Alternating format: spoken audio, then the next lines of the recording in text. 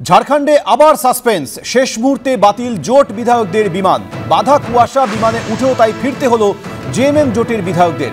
রাঁচি বিমানবন্দর থেকে ফিরতে হচ্ছে জেএমএম জোটে 38 জন বিধায়ককে, তাই আর যাওয়া হলো না হায়দ্রাবাদ। বিমানবন্দর থেকে এই জোট বিধায়কদের ফিরতে হচ্ছে।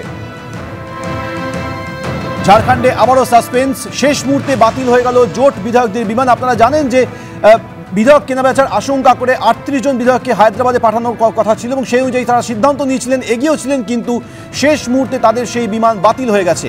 বাধা কুয়াশা, তাই বিমানে উঠেও ফিরতে হলো জেএমএম জোটের বিধায়কদের। রাঁচি বিমানবন্দর থেকেই তারা ফিরছেন। এই 38 জন বিধায়ক ফিরে যাচ্ছেন, ফলে স্বাভাবিকভাবেই আর হায়দ্রাবাদে যাওয়া হচ্ছে না এই 38 জন জেএমএম জোট বিধায়কের।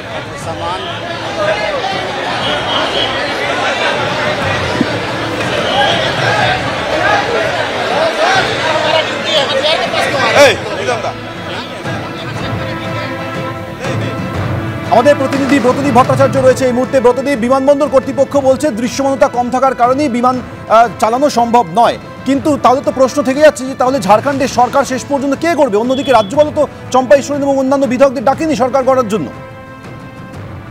একেবারে দেখো, এই জটিলতা কিন্তু আজকে সকাল থেকেই কিন্তু দাঁড়াবাতে শুরু করছে। সব থেকে বড় কথা যে আজকে সকালেই কিন্তু এই জল্পনা শুরু হয়েছিল যে বিধায়করা রয়েছেন সেই বিধায়কদের কিন্তু অন্য রাজ্যে নিয়ে যাওয়া হবে। সকালেই এই চার্টার্ড বিমান আসার কথা ছিল, কিন্তু দৃশ্যমানতা অত্যন্ত কম থাকায় দিল্লি থেকে এই চার্টার্ড বিমান আসতে পারেনি রাঁচিতে।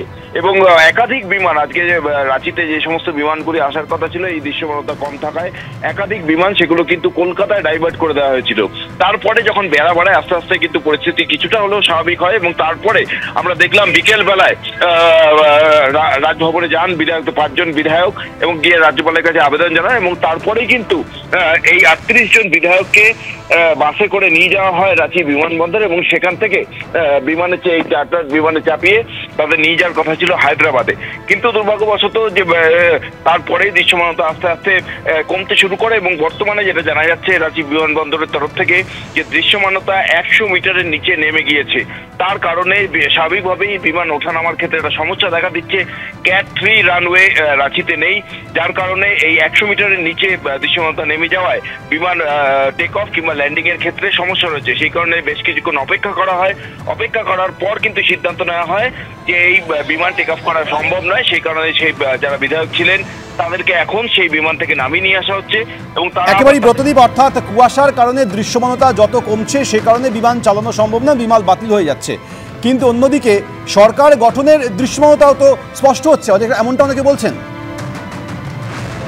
একেবারে দেখো, সরকার গঠন নিয়ে যে জটিলতা ছিল সেই জটিলতা কিন্তু এখনো বহাল এবং সেই জটিলতা কাটাতেই কিন্তু আজকে 5 জন বিধায়ক তারা গেছিলেন রাজভবনে। কিন্তু রাজভবনের তরফ থেকে এখনো পর্যন্ত কিন্তু ইতিবাচক কোনো সমাধান সূত্র দেওয়া হয়নি।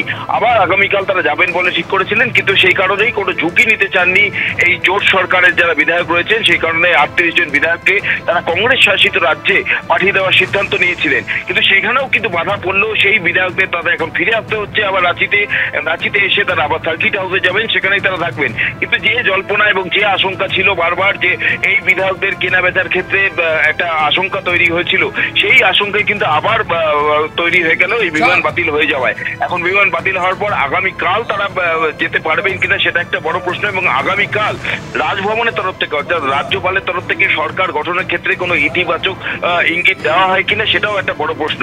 বারবার কিন্তু যেটা এই বিধায়কদের থেকে বলা হচ্ছে কিংবা এই জোটের থেকে বলা হচ্ছে যে তারা চাইছেন যত দ্রুত সম্ভব এই সরকার গঠন করে চম্পাই সোরেন। রাজ্যপালকেও সেই মর্মে চম্পাই সোরেন আবেদন জানিয়েছিলেন, কিন্তু রাজ্যপাল এখনো পর্যন্ত কোনো সদুত্তর দেননি। তুমি আমাদের সঙ্গে থাকো।